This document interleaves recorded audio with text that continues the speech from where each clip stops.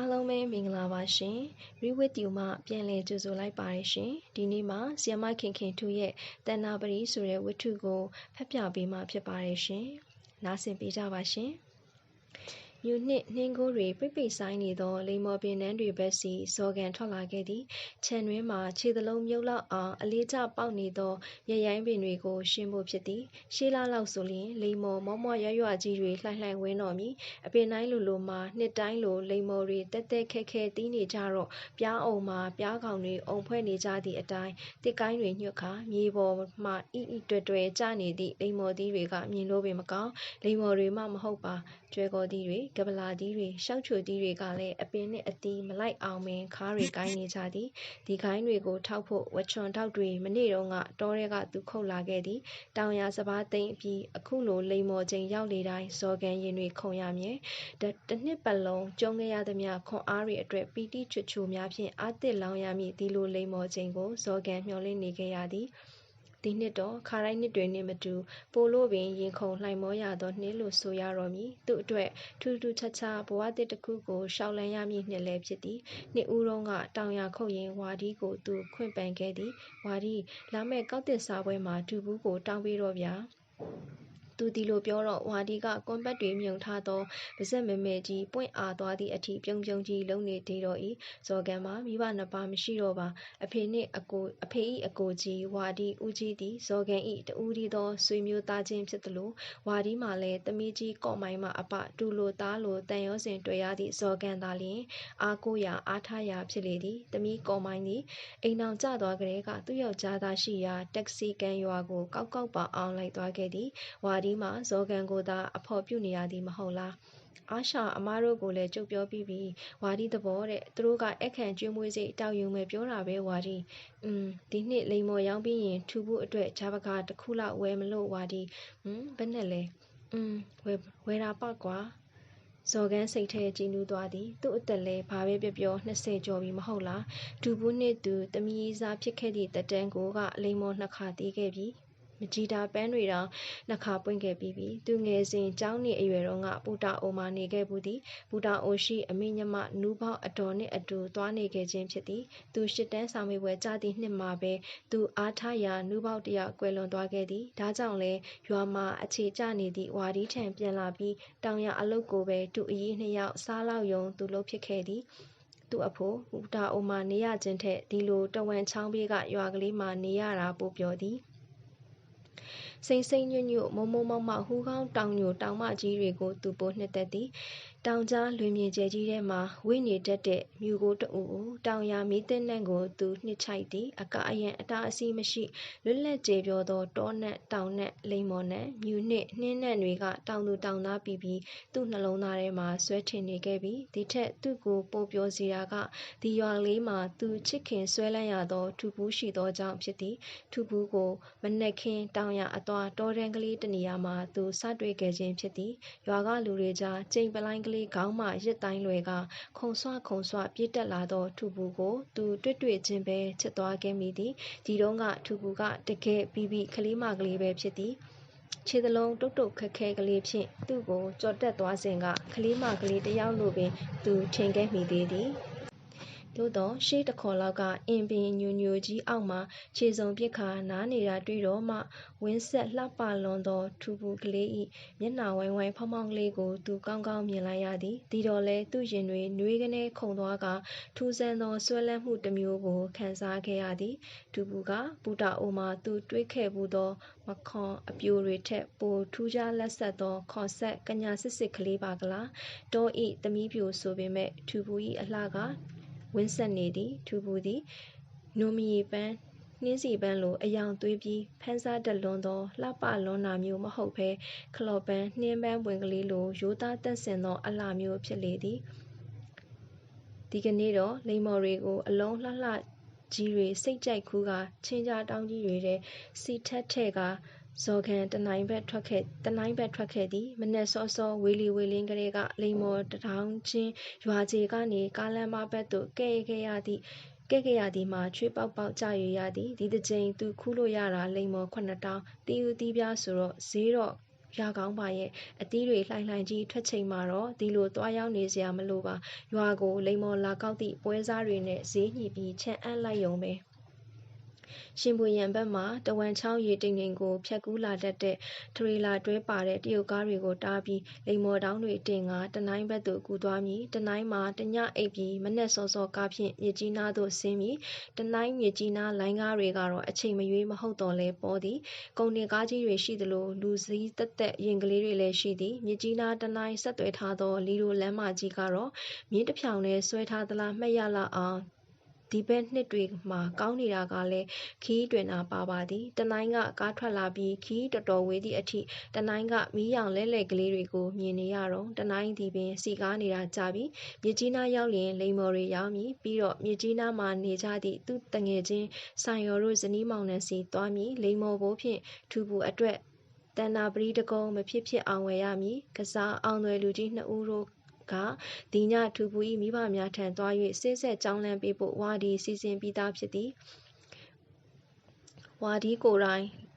ရောက်ခမမျိုးမှစုဆောင်းထားသောဂျာပကာပစ္စည်းနှင့်ကတော်ပွဲတစ်ပွဲတင်ကဆေးဆက်ကြောင်းလန့်ရမည့်ကိစ္စမှုအစဉ်ပြေလိမ့်မည်ဟုဇော်ကန်စိတ်ချလက်ချမျှော်လင့်ထားခဲ့သည်ဒါကြောင့်လဲထူပူအတွက်အဖိုးတန်ရတနာတဏ္ဍာကြောင့်မြတ်စစ်စစ်မဟုတ်သည့်တိုင်ရိုးရာလဲဆွဲတဏ္ဍာပရိကလေးတကုံအမှတ်တရသူဝဲလိုက်ခြင်းဖြစ်သည်လက်ထက်မင်္ဂလာပွဲနေ့တွင်ထူပူ၏လေတိုင်ကြော့ကြော့မှဆွဲပေးရန်ဖြစ်သည်သို့သောနောက်တနေ့ညရွာသို့သူပြန်ရောက်သွားချိန်မှာတော့ဒေါသကိုတွေဝေကအရှက်ကြီးရှက်နေသောဝါဒီမျက်နှာကိုမြင်လိုက်ရပြီသူရင်တွေထိန်ကနေခုန်သွား၏ဝါဒီကိုဘသူတွေဘာများပြောကြပါလိမ့်ပုံမှန်အားဖြင့်ဝါဒီကသဘောကောင်းသူဆိုတာသူသိထားသည်ထူပူမှာဆစ်ဆက်ပြီးသားလူငယ်ရှိရပြောတာပဲကြထန်လူကြီးတွေရဲ့ဂျပကာကိုထူပူမိဘတွေဘက်ကလက်မခံလိုက်ဘူးဇော်ခန်းဟာဇော်ခန်းသည်သူကိုနာကိုပင်မယုံနိုင်မိအောင်ဖြစ်သွားသည်ထူပူမှာဆစ်ဆက်ပြီးသားလူငယ်တဦးဦးရှိကြောင်းဇော်ခန်းမသိရိုးအမှန်ပဲဖြစ်သည်ထူပူကိုယ်တိုင်ပင်လျင်အသိပုံမပေါ်ဒီကနေ့ညနေလာရောက်ဆေးဆက်ဖို့ထူပူကိုယ်တိုင်သူ့ကိုပြောခဲ့တာပဲခီးပန်းလာတာကိုမှအနားမယူအားရင်တစ်ခုလုံးလိမ္မော်ကိုင်းတွေလိုညှွတ်ကြနေသည်မဖြစ်နိုင်ပါဘူးဝါဒီရဲ့ထူပူကျုပ်ကိုဘာမှမပြောဘူးဘယ်တတ်နိုင်မလဲကွာမင်းလည်းယောက်ျားပဲနောက်ထပ်တစ်ယောက်ရွေးပေါ့ဒါပဲပြောပြီးဝါဒီကအိယာဝင်သွားသည်ဇော်ခန်းကတော့မီးလင်းဖို့ဘေးတွင်ငုတ်တုတ်ထိုင်ရင်နေမတိထိုင်မသာရှိလွန်းသဖြင့်ထရံမှာချိတ်ထားသောဓားကိုလှမ်းဆွဲယူလိုက်သည်ဓားကိုပခုံးမှတိုင်းလွှဲရင်းထူပူတို့အိမ်ဘက်သို့ထွက်လာခဲ့၏ဓားလွယ်ခြင်းမှာသူတစ်ပါးကိုဒေါသအလျောက်ရန်မူရန်မဟုတ်ပါကချင်လူမျိုးအများစု၏ဓလေ့ထုံးစံအပြင်ထွက်သည့်အခါဓားလွယ်တာလှန်ကိုင်းတာအစဉ်အလာရှိလိုပဲဖြစ်သည်ဇော်ကန်ငယ်စဉ်ကလေးကဝါဒီနှင့်အတူအမဲလိုက်ခဲ့ဘူးသည်ဝါဒီကဇော်ကန်ကိုငငယ်ကလေးကဓားတစ်ချောင်းလွယ်ပေးခဲ့ခြင်းဖြစ်၏ကိုရွာလမ်းမှုဖွားဝါးတွေကအလွတ်ရနေတော်လဲမြူနင်းတွေပိတ်သီးနေသည့်လမ်းကခက်ဝါဝါအိမ်တစ်စက်မိတ်များစီမှစီးနှင်းကြတဲ့တဖြောက်ဖြောက်ကိုပင်ကြားနေရသည်သူတို့ဒေသမှာအခုလိုလိမ္မော်ချိန်ရောက်ပြီဆိုသည်နှင့်စီးနှင်းတွေကအပင်တိုင်းမှာမိုးပေါက်တွေရွာချထားသလိုရွှဲရွှဲဆိုနေတတ်သည်မြက်ခင်းမော်ကစီးနှင်းတွေကိုအဝိဆနဲ့ဆွတ်ခါညှစ်ချလျင်ပင်နှင်းရည်တပုံးစာအသားကလေးရနိုင်သည်ဒီလောက်အေးခဲနေသည့်အခါမှာတော့ဇော်ကန်ချွေးတွေပြန်နေသည်ထူပူကိုချစ်သည့်ဇော်အဝေးမခံခြင်းဇော်တွေကဇော်ကန်ခြေလမ်းတွေကိုမမြင်ရသောအားတစ်ခုလိုတွန်းပို့နေသည်ထူပူတို့အိမ်မှမီးခွက်ရောင်ကိုလှမ်းမြင်လိုက်ရသဖြင့်ဇော်ကန်အားတက်သွားသည်ထူပူတို့မအိပ်လောက်သေးဘူးထင်ပါရဲ့အိမ်အနောက်ဘက်အစွန်ဆုံးကအပြိုဆောင်ထဲမှအခြားတစ်စိမ်းယောက်ျားတစ်ယောက်ယောက်များရောက်နေရောလားပြင်းပြသောစိုးရိမ်စိတ်ဖြင့်ခြံစည်းရိုးကိုဇော်ကန်ခွကြော်လိုက်တော့ခွေးတွေကထိုးဟောင်တော့သည်တဲရှိကပြင်ဘက်ကိုထူပူ၏အမလူကြာအပြေးကလေးထွက်လာသည်ကြာဤနေကောင်းလားကြာအင်္ဂိုင်းနေကောင်းပါတယ်လူကြာကိုဇော်ကန်လှမ်းနှုတ်ဆက်လိုက်ပြီးလှေကားပေါ်တက်ဖို့ပြင်လိုက်သည်လူကြာကဇော်ကန်ကိုလက်ကတားသည်ဒီတားဆီးမှုကသူ့ဘဝကိုကာလိုက်သည့်အသားအစီမှန်းဇော်ကန်သိလိုက်ပြီးထူပူကိုခေါ်ပေးပါလူကြာ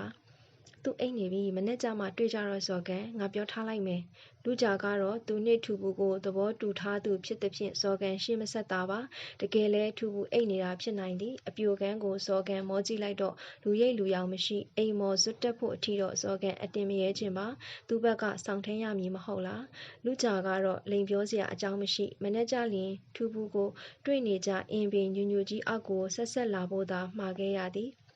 စိတ်ချဇော်ကန်နင်းနဲ့တွေ့ဖို့ငါလုပ်ပေးမယ်ကျေးဇူးကဘာဆိုင်ရော ညသည်နှင်းမိုးတွေအောက်မှထိတ်လန့်နေကြငြိမ်ကုန်နေသည်ကောင်းကင်မှာလည်းထိုညကလာမင်းမရှိကျယ်ပင်မရှိတိမ်မြင်တစတလီမမြင်ပိတ်သီးမဲမှောင်နေသောလဟာပြင်ကွင်းထီထီကြီးထဲမှစော်ကန်တယောက်ထဲသာနှင်းတွေဆူရွှဲနေသောလမ်းပေါ်မှာရှိနေသည်တရွာလုံးအပြင်ထွက်သူရဲ့လို့မရှိအေးအေးတက်သည်ဟူးကောင်းတွင်ပြင်တစ်ပြင်လုံးကိုတလွှာချင်းဓာတ်ထက်ထက်ဖြင့်မှုန်းနေသလိုရှိတော့၏မျောလိုက်ရတာထူပူရဲ့နင်လာမလာပါမလားလို့အနောက်ဝေးဝေးစီမှခုံးကြွမိုးမောက်လျက်ရှိသောတောင်မြင့်မြင့်ကြီးများစီသို့ဇော်ကန်မျက်နှာမူထားသည်နနက်ခင်းအလင်းရောင်မှုန်ပြပြအောက်တွင်မြူကိုနှင့်တိမ်တွေရောရှက်လိမ်နေသောတောင်ကြီးတွေကိုသာတစ္ဆာပြုလျက်ရှိ၏လက်ဆက်သောနှင်းမုန်ဖွဲဖွဲလေအေးကိုရှူရှိုက်ရင်းနှင်းရိုက်ထားသောတတိတလုံးလိုလှနေသည့်ထူပူကိုသူငေးကြည့်နေမိသည်ထူပူရဲ့နင်နဲ့ငါကတယောက်ကိုတယောက်ချစ်ခဲ့ကြတဲ့ချစ်သူတွေပါဟာနင်းမိဘတွေကိုအမှန်တိုင်းဖွင့်ပြောပြီးတို့အတူတူပေါင်းသင်းကြရအောင်လားမဖြစ်နိုင်တော့ဘူးရဲ့အဝါတို့ကဟိုကိုလက်ခံထားပြီးသားလို့ပြောတယ်အာရှောင်တို့ကလည်းအဝါစကားနားထောင်ခဲ့ကြရတာမိဘစိတ်ဆင်းရဲမှာငါကြောက်တယ်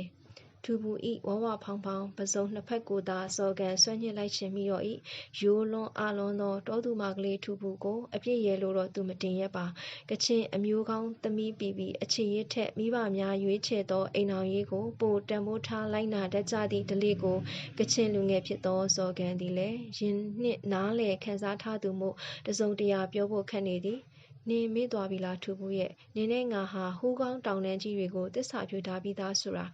တို့နှစ်ယောက်စတွေ့ခဲ့ကြတော့ကတောင်ရခုတ်သွားကြတဲ့လမ်းမှာပါဒီတော့ကနင်တို့တောင်ရကိုငါကိုယ်တိုင်မီးရှို့ပေးခဲ့တယ်အပြန်လမ်းမှာဝါးမိုတွေဝင်ရှာတော့နင်ပလိုင်းကလေးတွေကိုငါမှုတွေထည့်ပေးခဲ့တယ်ဒီတော့ကနင်ကတချင်းတွေတကြောကြောဆိုးလို့အဲ့နေ့ကလေးကနင့်ကိုငါချစ်ခဲ့ရတာပါနင်တို့ယာကင်းပေါင်းမြက်တွေရှင်းတော့လဲငါဟာနေဝင်မိုးချုပ်တဲ့အထိကူညီခဲ့တာကောယောက်ျားသားမရှိတဲ့နင်တို့ညီမတွေကိုငါတတ်နိုင်သမျှကူညီခဲ့တာတွေမိသွားပြီလားထူဘူး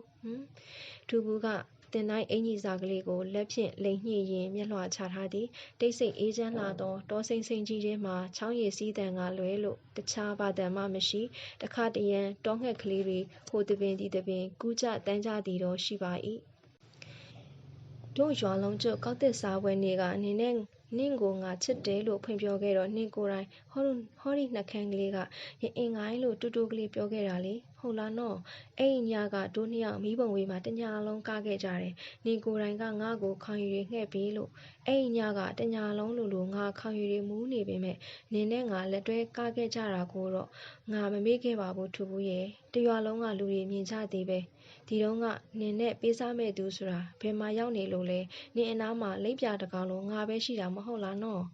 နင့်ကိုငါချစ်တယ်ထူဘူးရဲ့ငါမခွဲနိုင်ဘူးဇော်ကန်ကရင်တွင်းစကားတွေလှိုက်လဲဆိုနေတော့လေထူဘူးကအင်းမလို့အဲမလို့တင်တိုင်းအင်ကြီးစားကိုသာလက်ဖြင့်လိမ်ညက်လိုက်ဆွဲဆန့်လိုက်လုံနေတော့သည်ဇော်ကန်ဒီပင်ခလေးဆန်လွန်လှသောထူဘူးကိုကြည့်ရင်အားမလို့အားမရတပြင်းချမိ၏ထူဘူးသည်အချစ်ကြောင်းရဲ့လို့လေးလေးနက်နက်နားလေခံစားမှုမရှိသေးပါကလားလို့သာသူတွေးနေမိသည်ထူဘူးဘာမှမပြောနဲ့တော့ဟာအခုပဲနင်ငါးနောက်ကိုလိုက်ခဲ့တော့ငါတို့အိမ်မှာဝါဒီနဲ့ငါပဲရှိရပါငါအိမ်မှာနင်နဲ့သမီးလေးလိုလာပြီးနေလှည့်စမ်းပါနင်စိတ်တိုင်းကြငါ့ကိုအနိုင်ယူလိုက်စမ်းပါကွာငါဘဝတစ်ခုလုံးနစ်လက်ထက်အပ်ထားပြီးသားငါတို့အတွက်သားသမီးကလေးတွေနင်မွေးဖွားပေးရုံပါပဲနင်ဘဝတစ်လျှောက်လုံးအလုံးစုံငါတာဝန်ယူပြစေထူဘူးလိမ္မော်ချံတစ်ခုလုံးတီးသမျှအသီးတွေကိုနင်စိတ်ကြိုက်ခူးနိုင်တယ်လို့ငါ့ကိုလည်းခူးလိုက်စမ်းပါငါဟာနင့်ခြေပွားကလေးတွေအောက်မှာရှိနေမဲ့မျက်ပင်မှာထူဘူးရဲ့နင်စဉ်းစားကြည့်ပါလားနင့်အမတွေလိုရောက်ခမအိမ်မှာအခိုင်းအစေတယောက်လိုနေသွားတော့မလို့လားနင်ငါ့ကိုထားရင်တော့ငါသေမှာပဲနင်မယုံဘူးလားထူဘူးငါရဲ့ဘက်ကိုနင်စမ်းကြည့်စမ်းမိခွဲတွေလိုပူနေပြီတွေ့လားထူဘူးထူဘူးလက်ကလေးကိုဆွဲယူကရင်ဘက်ပေါ်တင်လိုက်သည်အေးဆက်တုံရင်နေသောထူဘူး၏လက်ချောင်းဖူးဖူးကလေးများကဇော်ကန်ရင်ဘက်ပေါ်တရွရွထူဘူးငိုရုံငါလွင်ကြီးဘာမှမသိနင်ဘာလို့ငိုတာလဲငါအတွက်မြေကြီးကြတာလားထူဘူးနင့်အတွက်မဟုတ်လို့ဘသူအတွက်ဖြစ်မလဲနင်စွလို့ရင်တော့ငါတို့ဒုက္ခရောက်မှသိချတယ်ထူဘူးကလည်းဟာဘာဒုက္ခလဲဘာလို့ဒုက္ခရောက်မှလဲဒီမှာလေအနူးကငါ့ကိုတန်နာပရီဆွဲပေးလိုက်ပြီဟာထူဘူးလေတိုင်းကတန်နာပရီကိုသူမတွေ့ခဲ့သူ့စိတ်စောတွေကထူဘူးအပေါ်မှာပဲရောက်နေတာမဟုတ်လားတန်နာပရီကိုမြင်လိုက်ရတော့ဇော်ကန်ထိတ်လန့်တုန်လှုပ်သွားသည်သူသည်ထူဘူးကိုနားချအပြီးမှ မြစ်ကြီးနားကသူဝယ်လာသောရိုးရာတန်နာပတိကုန်းကလေးဆွဲပေးလိုက်ဖို့စိတ်ကူးတွေတဝန့်ချောင်းနဲ့ပြစ်ချလိုက်ရတော့မလို့ဖြစ်သွားခဲ့ပြီထူးဘူးရဲ့ဒီပတိကိုပြန်အပ်ပြီးငါပတိကိုဆွဲပါနင်းမိဘတွေကိုရောငါတို့ရိုးရာနက်တွေကိုရောအိုးဟာတလောကလုံးကျင်းနဲ့အောင်ငါတောင်းပန်ရမှာပေါ့ငါရှိသမျှခွန်အားတွေနှလုံးသွေးတွေအကုန်သွန်အပ်ပြီးရော်ကြီးပေးပါမယ်ဟောသည့်ဟူးကောင်းလွင်မြင့်ကြီးကိုငါထပ်ပြီးတက်တည်ထူပြစေနင့်ကိုငါချစ်တယ်ထူဘူးနင်ငါနောက်လိုက်ခဲ့ပါနော်ဇော်ဝမ်းမျက်ဝန်းမှာရစ်တီလာသောမျက်ရည်စတွေကိုထူဘူးမမြင်တော့လေအင်းပင်ညိုကြီးထက်မှရွှေဝါရောင်မော်ရတိုင်းပန်းတစ်ခွဘင်ကလေးတွေကတော့မြင်ဟန်တူပါသည်တမနက်ခင်းလုံးတောက်ဆုတ်ထားကြသောနှင်းရည်ဥကလေးတွေကိုဇော်ကန်ပါးပြင်ပေါ်တပေါက်ချင်းချွေချလေသည်ငါမေးတာကိုဖြေစမ်းထူဘူးနင်ငါကိုချစ်သလားချစ်တယ်ရောဒါဆိုပြီးပြီပေါ့ဟာညကြရင်နင့်ကိုငါလာခိုးလိုက်မယ်နင်မငင်းပါနဲ့တော့နင့်ရဲ့ရိုးသားတဲ့ကလေးဆန်တဲ့နှလုံးသားငါခွင့်လွှတ်ပြီးသားပါနင်ဟာချစ်ချင်းမြတ်တာကိုတော့ခွက်ခွက်ချာချာနားမလည်တတ်သေးတဲ့တကယ့်ကလေးလေးပဲတူဘူးကဲပါဟာလူကြနဲ့ငါတိုင်ပင်လိုက်အောင်မယ်နင်နဲ့ငါအတူနေကြမယ်နော်ညကြရင်နင့်လေဘေးမှာဆွဲထားတဲ့တန်နာပရိကုန်းကိုချွတ်ထားခဲ့ပါဒီပရိနဲ့မျှတတဲ့ပေးဆက်မှုမှန်သမျှငါအကုန်အစင်ပေးဆက်သွားပါမယ်နော်ထူဘူးဟောဒီမှာကြည့်နင့်ကိုဆွဲပေးဖို့ငါဝယ်လာခဲ့တဲ့တန်နာပရိလေးဗရမ ्या ကိုင်းမင်ဖြတ်ပြီးတာနဲ့နင့်လေဘေးမှာငါဆွဲပေးမဲ့ပရိပဲထူဘူးသိရနော်ထူဘူးကတော့ကြည်စင်ဝိုင်းဆက်သောမျက်လုံးမဲကလေးဖြင့်ဇော်ကန်ကိုမောကြည့်သည်ဇော်ကန်သည်သူမနှင့်ချစ်ခဲ့ကြသောချစ်သူတွေဖြစ်ကြောင်းထူဘူးနှလုံးသားဖြင့်ခံစားတတ်သွားခဲ့ပြီလားမသိမျက်နှာကလေးကြည်စင်လာကလူကြနှင့်ပြောကြည့်လေလို့ရှက်စနိုးဆိုလေသည်ထူဘူး၏အမလူကြကတော့ညီအမ9 ယောက်ထဲတွင်ရုပ်ရည်မရှိရှာသူမှုချစ်သူကြီးစားရည်လိုပင်မရှိလူကြ၏ပင်ကိုကလည်းရိုးသားဖြူစင်သူဖြစ်သည်ထူဘူးရဲ့နင့်လိုသာငါ့ကိုဇော်ကန်ကချစ်ကြည့်ငါကတော့ခိုးရလိုက်ပြေးမှာပဲလို့တာလူကြားကရဲရဲမောမောပြောခဲ့ဘူးတဲ့အချိန်ကလေးမြင့်လာလေနှင်းတွေကပိမ့်ပိတ်အောင်ကျလာလေအေးမြသောနှင်းရည်နှင်းဆက်တွေကဇော်ကန်ရင်ကအပူကိုငြိမ်းနိုင်ပါမလားဟူးကောင်းည၏အမှောင်ထုပိမ့်ပိမ့်သည်လွင်ပြင်ကြီးတစ်ခုလုံးစီသို့စောစီးစွာကျရောက်လာခဲ့သည်မြူထုနှင့်နှင်းငွေများကလည်းမိုးတွေရွာချသလိုအိမ်တစ်စက်မိတ်စွန်းတွေစီမှတပေါက်ပေါက်ကျနေသည်အိမ်ခေါင်မိုးထောက်စွန်းဘက်တွေမှာဖောက်ခနဲဖောက်ခနဲစင်ကျလာသောနှင်းမိုးကြွေတံကိုနားဆင်ရင်းဇော်ကန်ရင်တွေခုန်နေသည်သူဒီညမိန်းမခိုးမြေကိစ္စကိုဝါဒီကိုပင်အတိမပေးခဲ့ပါဝါဒီတိလျင်ကန့်ကွက်မှဆို၍ပဲဖြစ်သည်လူကြနှင့်တိုင်ပင်ကရွာမြောက်ပိုင်းလဖိုင်လားတို့အိမ်မှစောင့်ရင်းထူဘူးနှင့်လူကြကိုသူမျောနေခြင်းပင်လပိုင်လားကတော့တတိကောင်းသူပြီးဇော်ကန်မိန်းမခိုးပြေးခြင်းကိစ္စအတွက်အဆသူတာဝန်ယူမည်ဆို၏ထူဘူး၏မိဘများကိုတောင်းပန်ဖို့ဂျပရာပစ္စည်းကိုလည်းဇော်ကန်ကလဖိုင်လားကိုပေးထားခဲ့ပြီးပြီညအမောင်ထဲတွင်တစ်ချက်ထိုးဟောင်လိုက်သောခွေးဟောင်သံကြားတိုင်းခြံမဝစီဇော်ကန်ခေါင်းပြူကြည့်ရသည်မှာအမောသားလပိုင်လားကလွဲလျင်တအိမ်သားလုံးအိမ်မောကြနေကြပြီလပိုင်လားကတော့ဆက်သားကြောက်မြောင်ကြီးတွေကိုမီးလင်းပိုထဲထည့်ဖုတ်ခါငရုတ်စုံထဲထည့်ထောင်းသည်ပြီးတော့စီရွှဲရွှဲဆန်းကခေါင်ရည်တွေဝါးကြည်တော်ဖြင့်ယူလာခဲ့သည်ဝက်စစ်ခွက်မဲကြီး2 ခွက်တွင်ခေါင်ရည်ငှဲ့ကဇော်ကန်ကို1 ခွက်လှမ်းပေးသည်တောက်ဆန်းကောင်လေးဒီလိုညမှာခက်ကြမ်းကြမ်းတောက်ပစ်လိုက်ရတယ်ငါတော့ကလည်းလပိုင်ကြံကိုဒီလိုခိုးပြေးခဲ့တာမကြုံဘူးတော့ကြောက်လုံးလို့တုံနေတာရောခေါင်ရည်တွေဝမ်းနဲ့အပြည့်တောက်လိုက်မှအကြောက်ကပြေးတာထူပူသွားအောင်ခြာဆန်းငါကောင်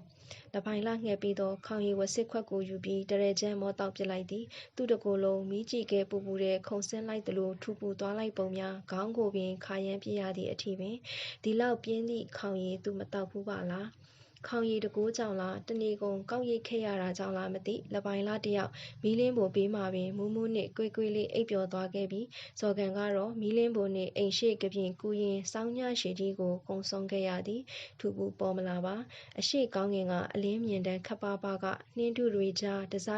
အန်ကျလာတော့လဲနှင်းမိုးတို့ကဆွေနေစေတောင်ရအလုတ်သွားသူများစီကစကားတန်တွေလပိုင်လားဤတဲကလေးကိုရိုက်ခတ်သွားခဲ့ကြပြီလပိုင်လားဤဇနီးလပိုင်ချန်သည်ပင်မိဘထဲမှထမင်းတုပ်တွေပေါင်းပြီးသွားပြီးသူ့ယောက်ျားကိုနှိုးပြီးတောင်ရသွားဖို့ပြင်ကြသည်မီးလင်းပေါ်မှမီးကြီးခဲတို့ပင်လျင်မီးကျသွားခဲ့ပြီးရင်နှွေးအိုးမဲမဲနှုတ်သီးဝါကရင်နှွေးငွေတွေတရှူးရှူးထွက်နေသည်ဝေးကောင်းလေးတို့တောင်ရသွားတော့မယ်နင့်မပြန်သေးဘူးလား လပိုင်လာဤစကားကိုဇောကန်ရှက်သွားမိသည်လပိုင်လာသည်သူ့ကိုနှင်နေခြင်းမဟုတ်အခြေအနေမှန်ကိုသူသိစေခြင်းကအတိပေးလိုက်ခြင်းပဲဖြစ်သည်ဇောကန်အိမ်သို့ပြန်ရောက်တော့ဝါဒီတယောက်လိမ္မော်ချန်ထဲမှာလိမ္မော်သီးတွေခူးနေသည်ဒီနေ့ကတော့အရင်နေ့တွေကလောက်လိမ္မော်သီးတွေပေါ်ပေါ်လောလောမရဝါဒီခူးထားသည့်လိမ္မော်မှာချင်းတောင်းနှစ်တောင်းတောင်မပြည့်တတ်သည်ဇောကန်ညကနင်ဖယ်သွားနေတာလဲထမင်းပေါင်းပြီးသွားပြီသွားစားကြငါကော်မိုင်းတို့ရွာကိုလိမ္မော်သွားပို့လိုက်အောင်မယ်ဝါဒီသည်လိမ္မော်တောင်းများကိုပခုံးနှစ်ဖက်ဖြင့်ထမ်း၍2မိုင်လောက်ဝေးသောကော့မိုင်တို့ရွာဘက်ထွက်သွားသည်ဝါဒီကိုလှမ်းကြည့်ရင်းဇော်ကန်နားလည်လိုက်ပါပြီဒီလိမ္မော်ရောင်းရငွေတွေကဇော်ကန်တို့တူအီအတွက်အိမ်စရိတ်ပဲဖြစ်သည်ခါတိုင်းနှစ်ဆိုလျှင်လိမ္မော်ရောင်းရငွေဖြင့်ဇော်ကန်အိမ်အတွက်ဝယ်လာနေကြအခုတော့လိမ္မော်ဘိုးတွေကထူဘူးအတွက်တန်နာပရီကုန်းကလေးဖြစ်သွားခဲ့ပြီမဟုတ်လားလက်ကျန်မယောမရီစိမ့်ဖန့်ဖန့်လိမ္မော်သီးတွေကိုမော့ကြည့်ရင်ဇော်ကန်ရင်မှာကျင်ကနေဖြစ်သွားသည်အင်ကြီးအိတ်ထောင်ထဲတွင်ရှိနေစေဖြစ်သောတန်နာပရီကုန်းကလေးကိုဇော်ကန်ထုတ်ယူလိုက်သည်ဒီတန်နာပရီကလေးကတစ်ချိန်လုံးသူ့ရင်နဲ့မကွာရှိနေခဲ့သည်မဟုတ်လားအခုတော့ဇော်ကန်ရင်နဲ့ခွာယူနိုင်ခဲ့ပြီထူဘူးရဲ့ငါလဲတစ္ဆာကြီးတဲ့ချစ်သူဆိုပေမဲ့တစ်ချိန်တစ်ခါပဲတောင်းပန်နိုင်တော့မှာပေါ့ကွာမကြီးတာပန်းတွေတတော်လုံးတတောင်လုံးဝေးစာနေသောရာသီဖြစ်သည်ထူဘူးနှင့်ဝေးရကိုဇော်ခံရောက်နေခဲ့သည်မှာတနစ်တင်းတင်းပြေးခဲ့ပြီးခဲ့သည့်လိမ္မော်ချိန်တုန်းကရွာကိုပြန်မှုစိတ်ရောက်တော်လဲဇော်ခံမပြန်ဖြစ်ခဲ့ပါရွာကိုရှက်တလို့ရှိတာရောထူဘူးကိုရင်မဆိုင်ကျင်တာရောဇော်ခံနှလုံးသားအနာမကျက်တဲ့၍ရွာမပြန်မိဖို့ဆုံးဖြတ်ထားသည်ခုတော့သူ့ဦးကြီးဝါဒီတယောက်နာမကျန်းဖြစ်နေသဖြင့်ရွာကိုပြန်ခဲ့ဖို့လူကြုံနှင့်လမ်းမာလေတော့မဖြစ်မနေရွာကိုပြန်ရတော့မည်ထူဘူးကိုခိုးပြေးဖို့သူချင်းတဲ့ညကရွာမှာနောက်ဆုံးသူအိတ်ဆက်ခဲ့ခြင်းဖြစ်သည်နောက်တစ်နေ့မနက်မလင်းခင်နှင်းတသေးသေးကြားမှာပဲဝါဒီမသိအောင်ရွှေမော်လောက်ွက်တွေရှိရာရွာတွေဘက်သူထွက်ခဲ့သည်တနိုင်းကိုရောက်မှရွာလူကြုံနှင့်ဝါဒီကိုအကျိုးအကြောင်းလှမ်းအကြောင်းကြားခဲ့ခြင်းဖြစ်သည်ဝါဒီကလည်းဇော်ကန်ကိုဖွင့်လွတ်မှတေးကြပါသည်သူငငယ်ကရွာမှာနေရတာပြင်းလို့ပူတာအိုကနူးပေါက်စီသွားခဲ့တော့ကလည်းဒီလိုပါပဲဝါဒီမသိအောင်ခိုးထွက်ပြေးခဲ့ခြင်းပင်ပူတာအိုရောက်မှလူကြုံနှင့်လှမ်းပြောရသည်နူးပေါက်မရှိတော့လို့ရွာကိုသူပြန်လာခဲ့တော့လဲဝါဒီကကွန်းတွေမြုံရင်းကြီးကြီးပြူပြူပဲလက်ခံခဲ့သည်အဝတ်တစ်ထည်ကိုတစ်ခုဇော်ကန်ဘဝကိုဝါဒီနားလည်ပြီးသားဝါဒီကအရာရာကိုခွင့်လွှတ်တတ်သူဖြစ်သည်မိုင်ဖဲမိရရောရခဲ့ရောကျွန်တော်ကိုခွင့်လွှတ်ပါမရရောရိုင်ခွင့်လွှတ်ပါတယ်ကွာခွင့်လွှတ်စကားကိုဆိုရင်ရင်ခွင်ထဲတိုးဝေလာသည့်ဇော်ကန်ခေါင်းကိုပုတ်ခါတက်ခါဝါဒီကချော့မော့နေခဲ့သည်ကောဒီတခါမှာတော့သူ့ကိုဝါဒီခွင့်လွှတ်ပါမလားရွာအပြန်လန်းကတော့ဇော်ကန်အတွက်တိတ်မထူးခြားလှပါတရွာလုံးတိတ်ဆိတ်ငြိမ်သက်လို့ကောက်တစ်စားပွဲလဲပြီးပြီအခုအချိန်မှာတောထဲတောင်ထဲတောင်ရွာတွေမီးရှို့နေကြလောက်ပြီခြံထဲကိုသူဝင်လိုက်တော့လိမ္မော်ပင်တွေကအသီးမကျန်တော့အသီးမဲ့ရိုးတံတွေကြီးငေါင်းစင်စင်ဖြစ်နေသောလိမ္မော်ပင်မဲမဲတွေကိုဝါဒီမပြုတ်ပြင်းနိုင်ရှာဘူးထင်ပါရဲ့ဝါဒီအိပ်ရတယ်လဲနေရှာသလားဝါဒီကိုတော့သူကျမ်းမာစေခြင်းသေးသည်ဝါဒီကသူထင်ထားသလိုမဟုတ်ပါအိမ်ရှိကပြင်တွင်ထိုင်၍ဝါးတွေချွန်နေသည်ဇော်ကန်းကိုမြင်တော့ဝါဒီထုံးစံအတိုင်းကွန်းတွေမြုံရင်းပြုံးသည်ကောင်းလေးနေရွာကိုပြန်လာသလားဝါဒီစကားကြောင့်ဇော်ကန်းရင်ထဲမကောင်းဖြစ်သွားသည်ရွာကိုဘာလို့သူပြန်မလာရမှာလဲ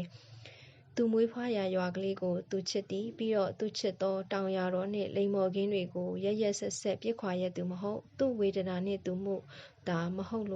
တ်လားဒီလိုတွေးမိတော့လဲဇော်ကန်ရင်တွေလှုပ်ရှားသွားရပြန်သည်ထူဘူးကိုသူသတိရလိုက်မိသည်ကောဝါဒီနေမကောင်းဘူးဆိုအေးအခုကောင်းသွားပါပြီမင်းကိုမှားရတာမိမပေးစားမလို့ဟာဝါဒီကလည်းကျုပ်ဘသူနဲ့ထင်တယ်လဲကွာဇော်ကန်အထုပ်ကိုကျမ်းမြင့်ပေါ်ပစ်ချရင်းစိတ်ပြက်လက်ပြက်ထိုင်ချလိုက်မိသည်ကျုပ်မိမမယူခြင်းသေးဘူးထူဘူးမင်းကိုစောင့်နေတယ်လေထူဘူးကိုမင်းမယူဘူးလားထူဘူးဟုတ်လားဝါဒီကျုပ်ကိုမချစ်တဲ့မိမကျုပ်မယူဘူးမင်းကိုမချစ်ဘူးလို့ထူဘူးကပြောဘူးသလားကောင်းလေးရ